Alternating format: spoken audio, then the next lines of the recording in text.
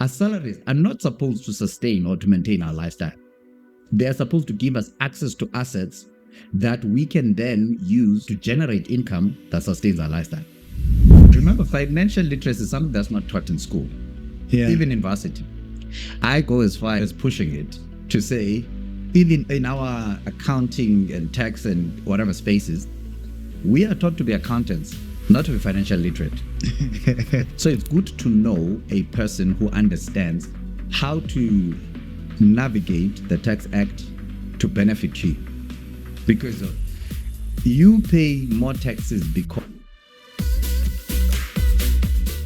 Welcome to another edition of Mindset Profits. I want us to optimize our taxes. Someone said to me a couple of weeks ago that there's this concept of poverty tax. The poor overpay for everything, and one of them is taxes. So I was giving it some thought and thought, you know what? I know a guy. I know a guy. Mandilakha, welcome back, man. Thanks, man. Thanks for being right again. What's poverty tax to you if I say that to him?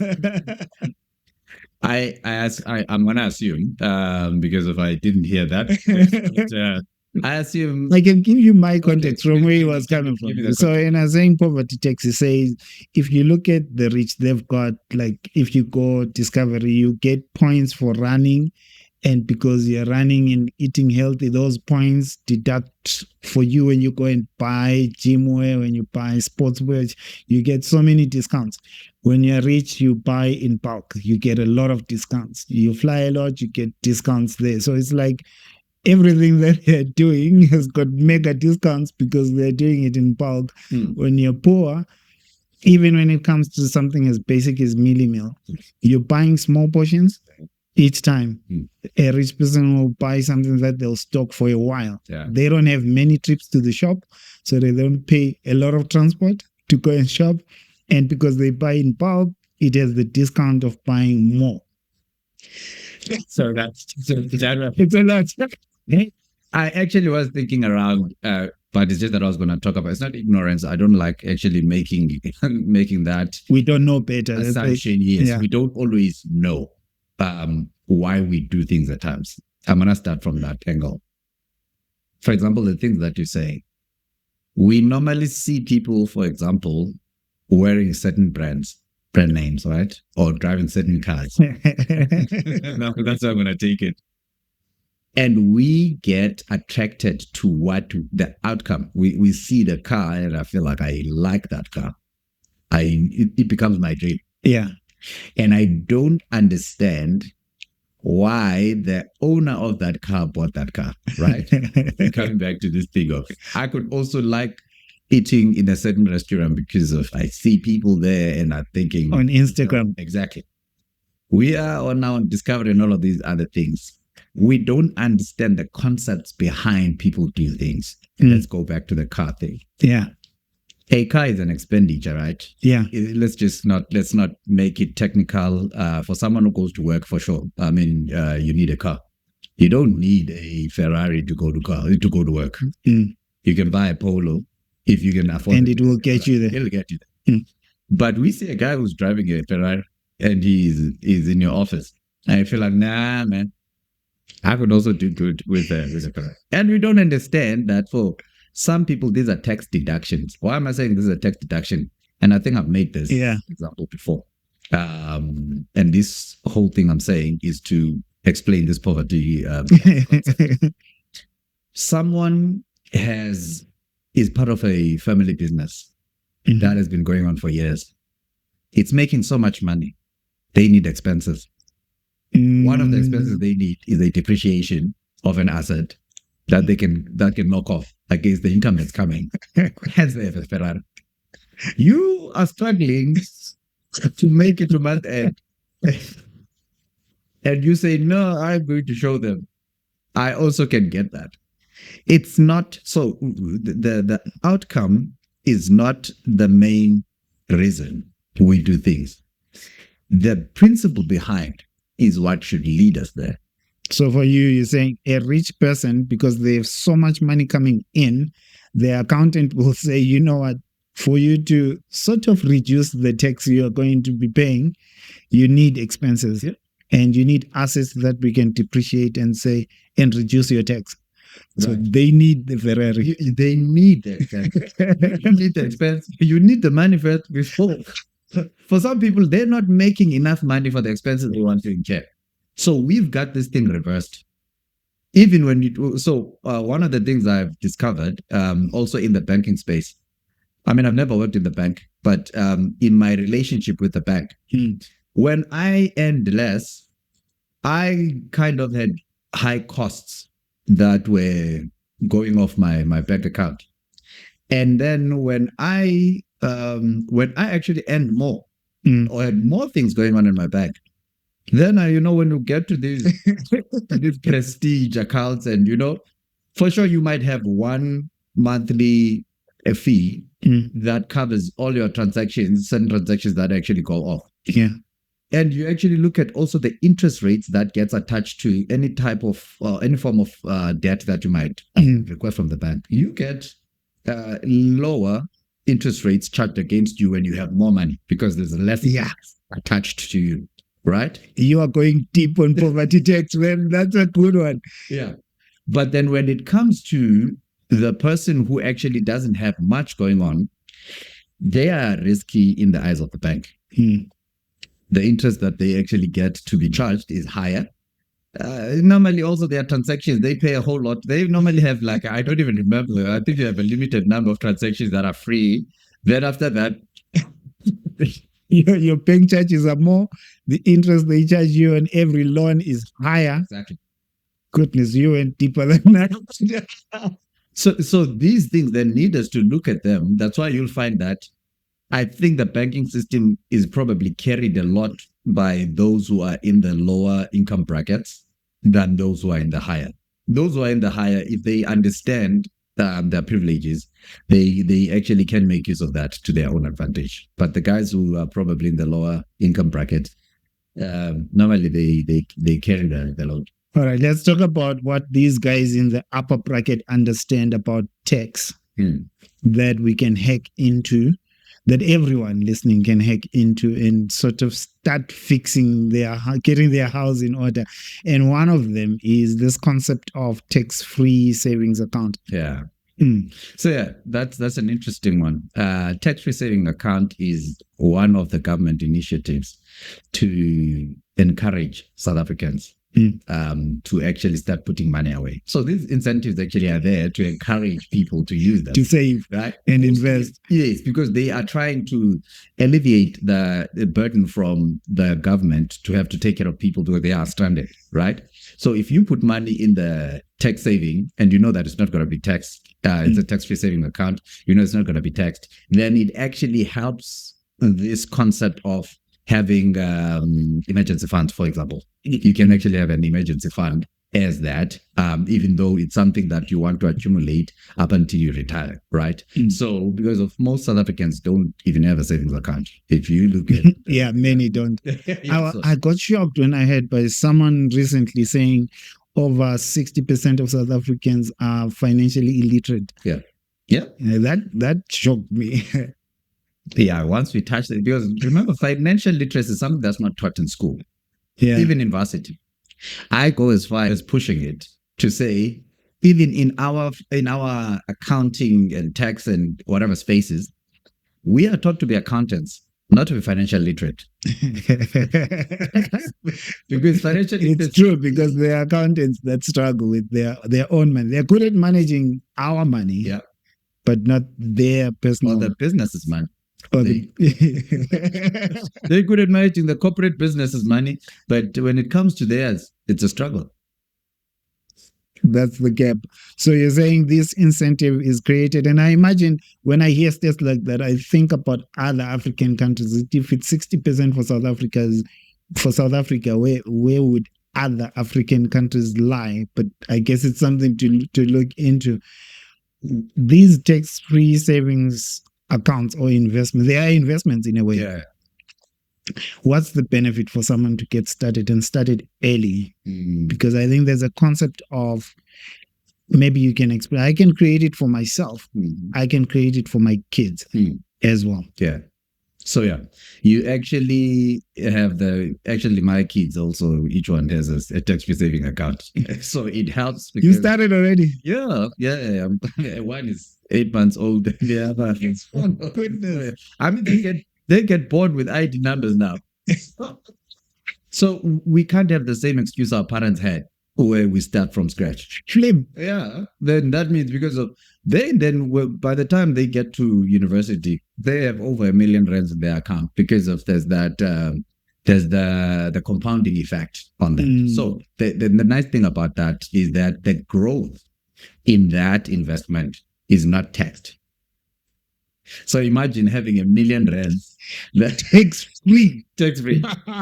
Because remember, so in a year, currently the limit is 36,000. Yeah. Then lifetime is 500,000. But then you're putting this amount towards something that's appreciating in value. So that's why then by the time they get to 20, I mean, this teaches them discipline. By the time you give them their own bank cards. But you must also, this is the thing. So you must teach them how to manage that money. I'm curious how you manage this, but are you going to be telling them that this is what's in your account? So over time, because of the problem that because I'm trying to think what it can do to a child. That's when you are 13 and you see that I've got 800,000 somewhere. That's where I'm going, because one of the things that has happened with families that had rich parents that pass their inheritance to their children, and maybe they pass on, is that these children were not trained to handle that wealth. Now they throw parties every weekend, or not even every day, until that money is gone. So that means there is an extra layer that we need to start entertaining when we give our children inheritance or give them money that we've actually been putting away for them. Teach them how to be responsible.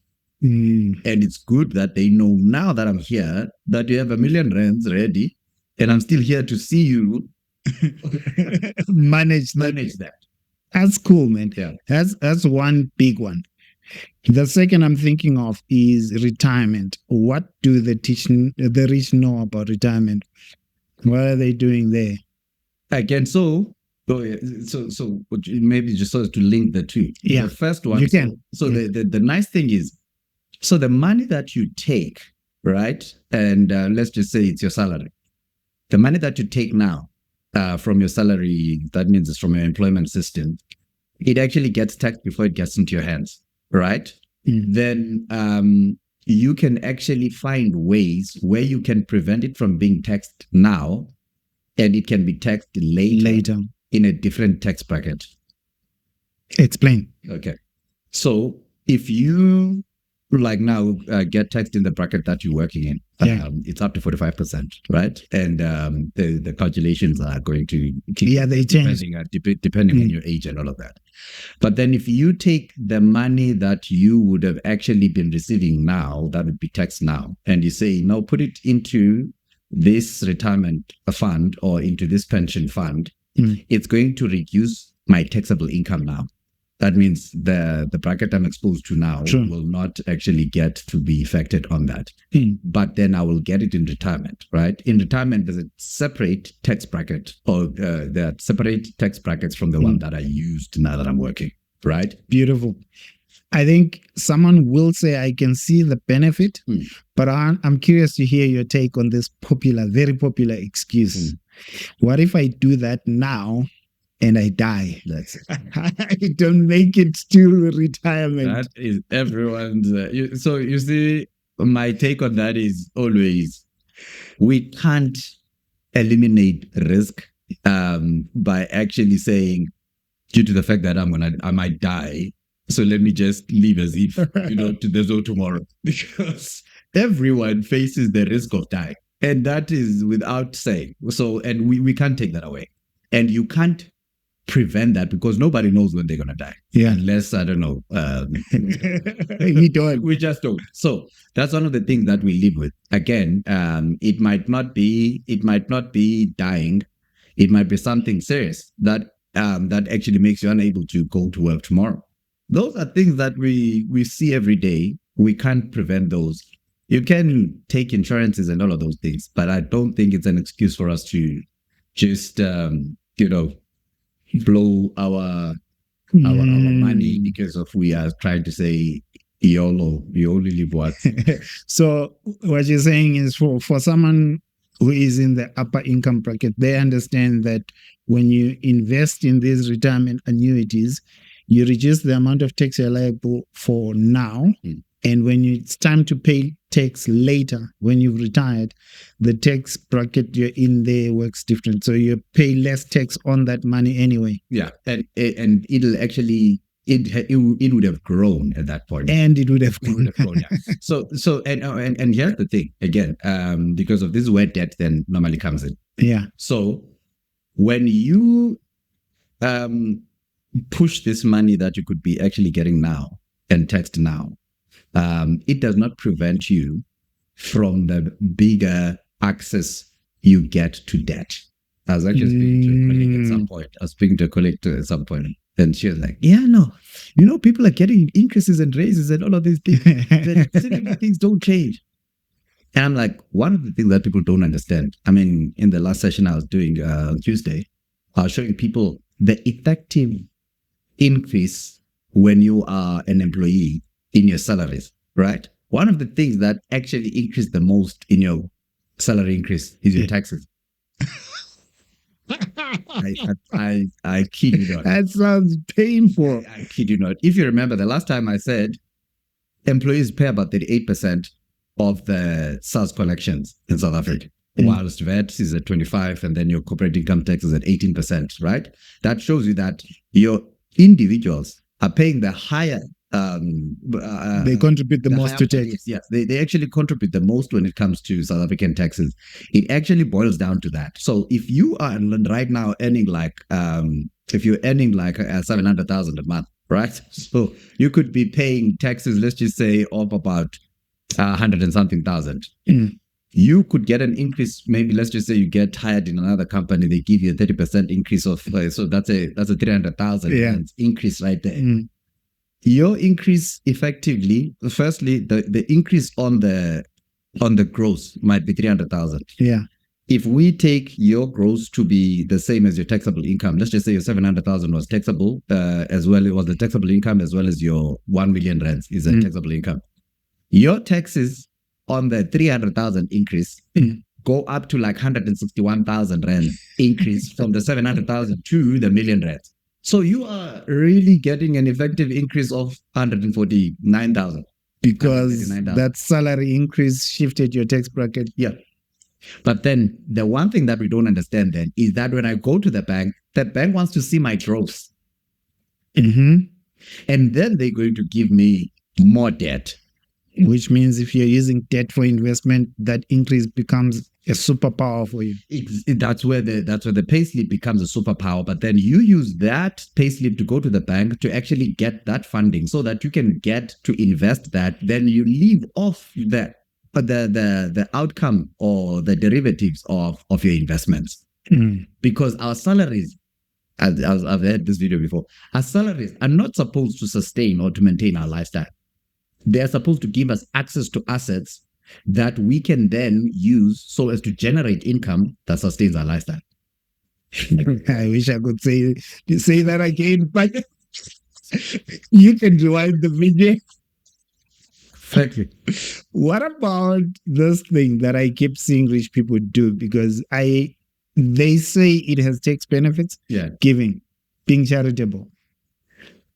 Yeah, it's okay. Even that. So if you never think what is the tax effect of this financial decision I'm making, then you could actually be considered to be reckless. In Charitable, so Charitable works as well because of there is a Section 18A in the Income Tax Act. Section 18A allows you to deduct against your income any donations you make to a registered public benefit organization. Does this apply if I'm a company or Does it apply if I'm an individual, or it only applies to companies? As long as you have the certificate that shows that you had contributed or you made a donation to a public benefit organization, you get that deduction. What about someone who's sneaky and says, "I'll put my black tax into charity"? How do they? Like I gave 30,000 to grandma. Yeah, it's a donation. Yeah, well, you see, exactly. That's why I said registered public benefit organization. So if they don't have that Section 18A certificate, you've just given your money away. So those are the things again. You see, so it's still a good gesture, but it benefits this guy because he'll write it off his tax. And this is what happens then with the others, right? So they create their own PBOs, then they attach them to their companies. Then the company gives a certain amount to the PBO. Nobody stops you from that. So then they reduce the tax liability, the taxable income for the company. Now that money is going to be used in the PBO. So it's still it's a disbursement. Isn't that illegal? It sounds illegal. All of them are registered. It's a registered entity. It can still be doing a good work, and it depends what it does.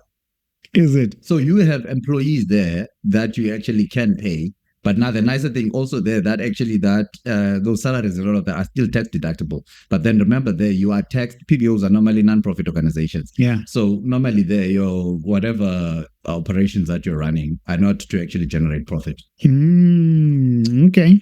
Cool stuff. What about, I don't think this one falls more on the rich doing it, but the benefit of using your home office and reducing your tax liability through using a home office. I don't think a lot of rich people do that, but there's still benefits there. You see, since rich is a very subjective matter. Maybe they do. Maybe they do. No, yeah, I mean, when I'm saying subjective matter, because rich ranges, we'll have to define first of all. There are some people who are actually using it because of, again, remember, it enables them to deduct whatever expenses that they're incurring that fall within the space of that office that they have in their home. Like, for example, one of the I'm not doing it yet, but one of the things in the place we're in, we actually have a 2-bedroom flatlet that actually is separate from the house. And I'm thinking that's a nice office space.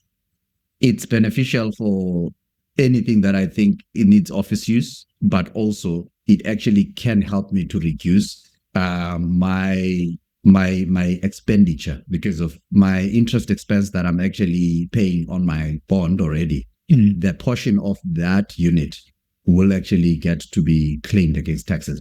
So that's how it applies. Yeah. It helps you pay off your bond one and then write off that interest portion from your tax liability. That's the thing, because of you taking that interest expense that you're incurring on that and all the other expenses if you bought equipment to actually furnish it, if you whatever you are using, the electricity and all of those things, all the expenses that actually incur in that space to make that office operational. That leads me nicely into the next one, because I've observed it that a lot of my clients that make super high revenues have got really good accountants. Investing in good tax practitioners. They charge more, but because they're working with these guys know how to help them legally and legitimately fix their finances and not pay more taxes than they should. This is the benefit of working with professionals. This is my advice normally. Remember, a tax practitioner is saving you money now. This is not like because of when you're dealing with your taxes, you're not talking about some future event, possibility. No, this is like money now. So it's good to know a person who understands how to navigate the Tax Act to benefit you.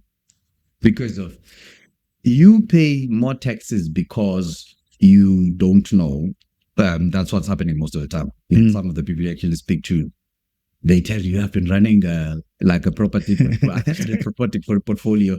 I've been putting so much money in this thing. I've never submitted tax returns. Really? You've come across that? Yeah, no, for sure. That's what people say. You want? Okay. So what's the benefit then? And they're like, yeah, that the rent income is coming, but I just feel the money that I'm giving in is a lot more. Then you show them what they can deduct, and this is legitimate. And the assessed losses that they are incurring, that they reduce their tax exposure. Oh, really? And in some cases, get to claim. All cases. You've helped people claim. I haven't helped them. I've just made them aware. So mine is to show them because remember, people just don't know. In one of the sessions I was doing, then someone was saying, listen, I'm looking at my salary increase right now after what you told me. And she's like, I didn't think about this, but yeah, now I can see what you're saying. Because we were not made aware because we are not coming from environments that had money, or we are not coming from families that understood the systems. We still pretty much new.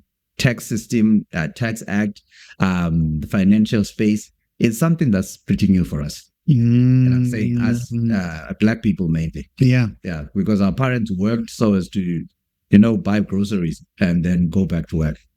Okay. And that's one of the influences that we still need to shake off. I can't work so as to just make ends meet. That was my mother's role. After that, I have to understand that I'm in a different dispensation than where she was. When she was around, apartheid was still something effective. There were certain things that they didn't have access to. Now we have access to more things than they did. Therefore, there must be something that's different about us than them. True. Otherwise, we then are just wasting this democracy that we've actually gotten. So that means now that I actually can poke holes in the system, which are legal, let me do so and build generational wealth so that my kids can also say, listen, my father was the first generation to be wealthy. We're the second. We got to make 10 times whatever he did. And that's the goal. That's beautiful, man. As we come to a wrap, talk to us about capital gains. How do we navigate that so it's beneficial? And I know that's not something that will apply to people who don't have assets, but because of the episode and because anyone watching here with mindset profit, so we envision everyone to be on a growth path. Yeah, they will get assets.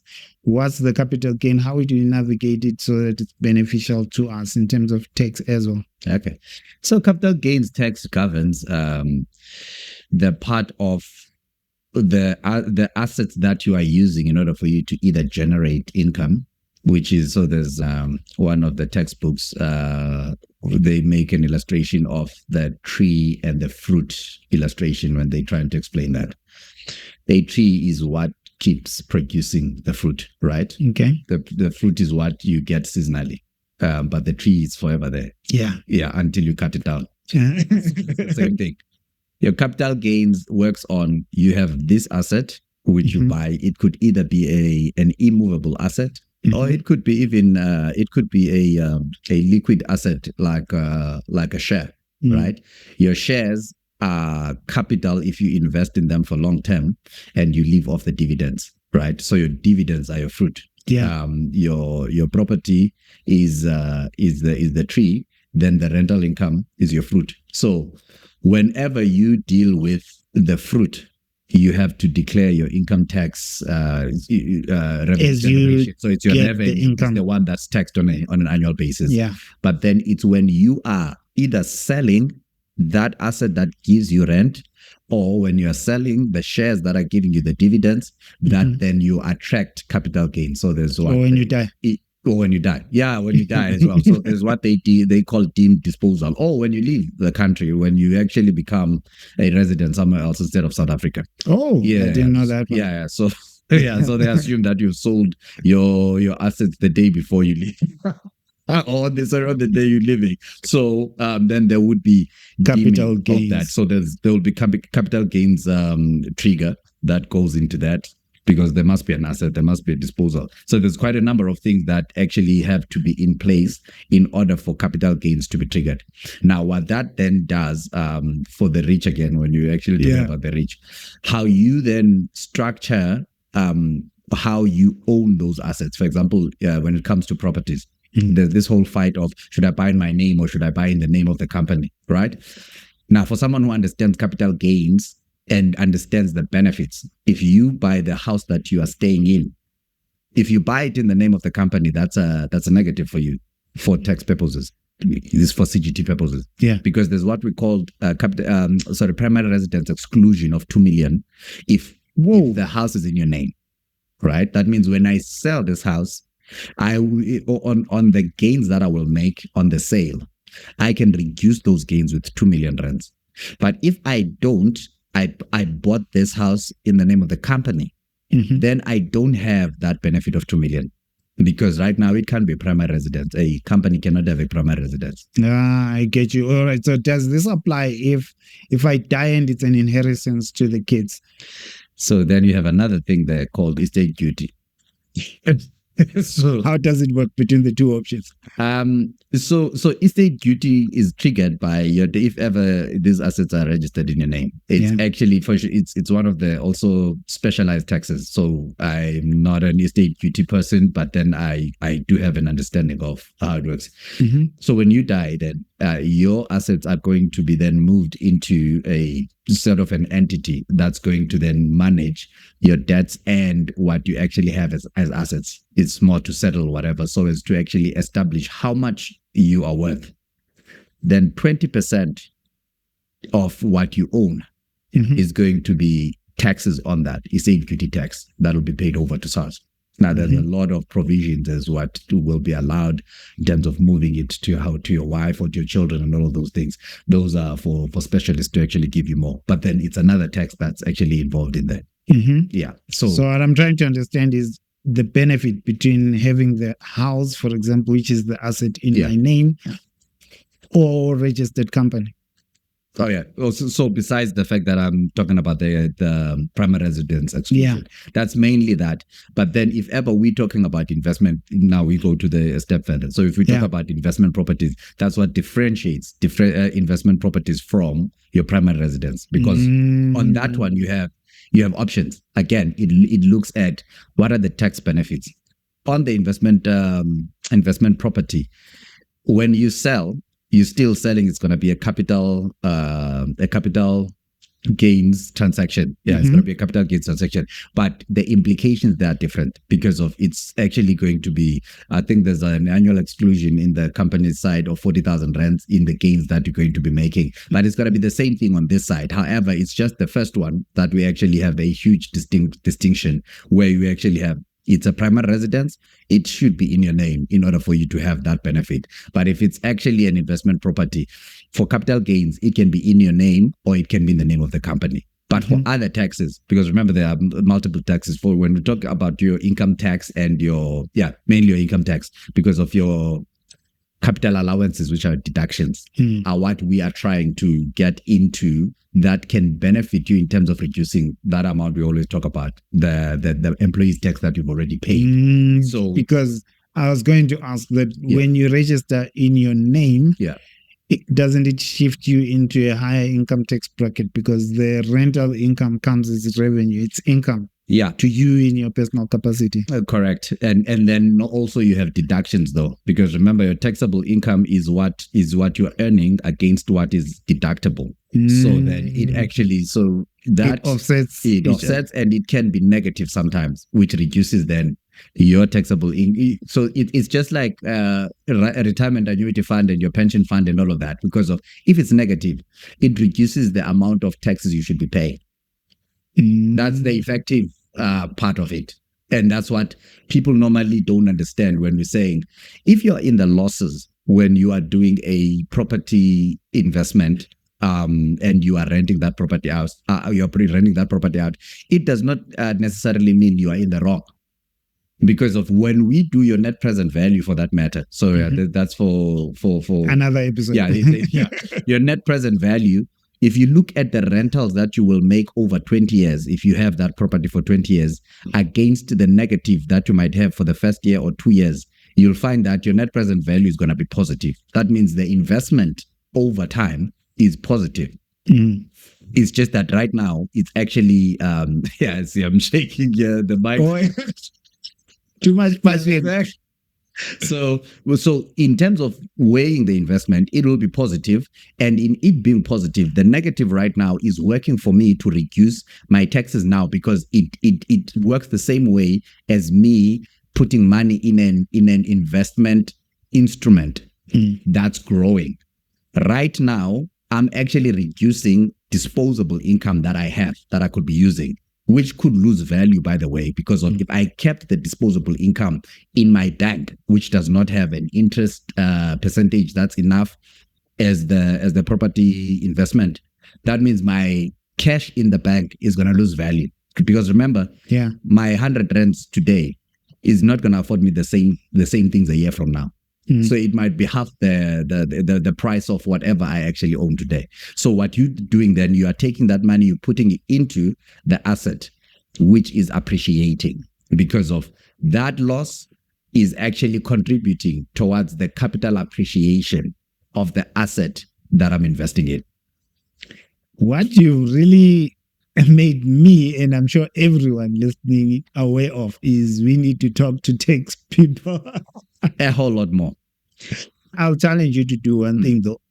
Pick up all the elements of what we talked about today and create videos. Got deep, one video per topic, one for capital gains, one for buying your home, one for all the elements that we covered. Sure. So you get deep. Because I think what we have done, I hope successfully, is just expose you to what the rich know about tax. That a lot of us, I know for myself, growing up, I knew none of this stuff. This is like new territory. And a lot of the mistakes that when I talk to you, that you say, you see people making, just keep quiet, because I'll be knowing that one. That's my fingers there too. I'll put my fingers too. Yeah. But I think as we wrap up, what do you have to say to people around just getting good tax professionals? Because I think sometimes we get so caught up in finding the next available one or the cheapest one, or for some people, they just avoid the whole thing entirely. Yeah, okay. So firstly, the ones who are avoiding it, stop that, because it's going to catch up with you. SARS is advancing every day. Literally, their technology is advancing.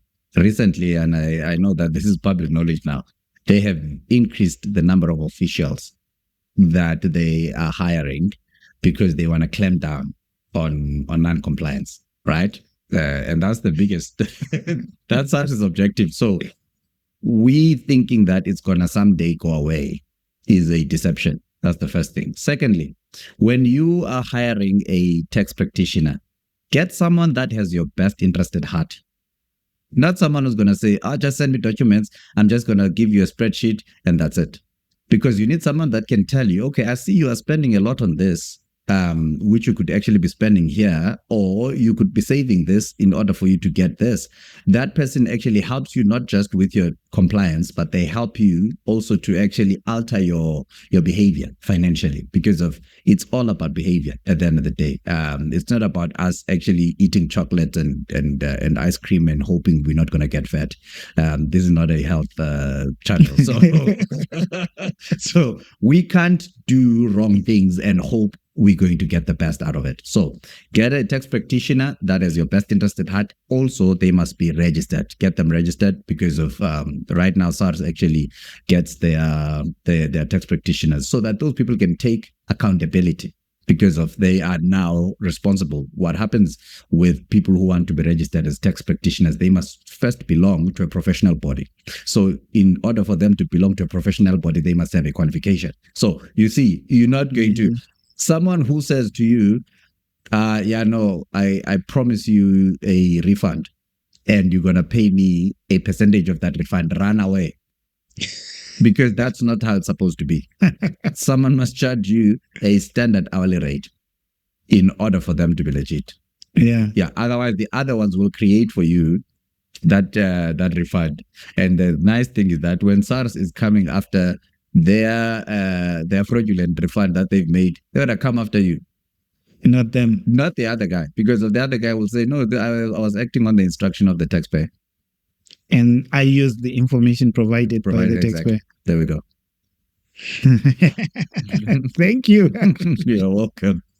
Let us know if you have more questions. I will be checking the comments and we can create something. Challenge the man to create some. Actually, I'll say this. If you can challenge him to create a video on anything any question that you have, sure. the challenge is you have to create the video, man. Sure. Okay. Maybe they can send them to you. Send them to me. I'll make it topical. Thank you and see you in the next episode.